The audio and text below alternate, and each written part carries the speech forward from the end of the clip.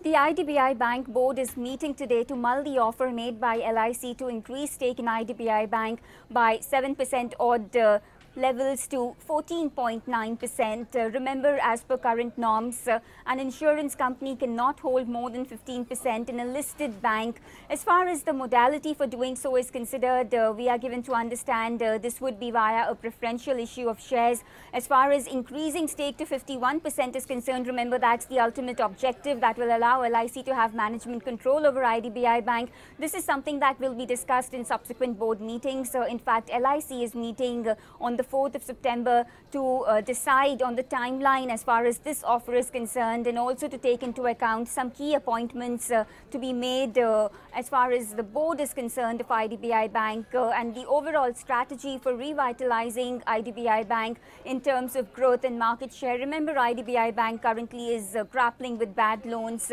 and is also under prompt corrective action of RBI framework, wherein business expansion has been curtailed to a large extent. LIC has always had the ambition of foraying into the banking sector, and the merger with IDBI Bank opens doors to do so. Remember, LIC will have an important say in daily matters as well once they acquire 51%, and the passage of time during which this will be done will be discussed in the board meeting LIC will hold on the 4th of September.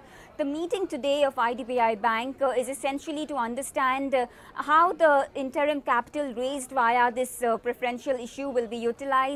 Remember, the whole idea of LIC as of now increasing stake from 7.9 to 14.9% is concerned is to meet IDBI Bank's interim capital requirement. All right, Neha.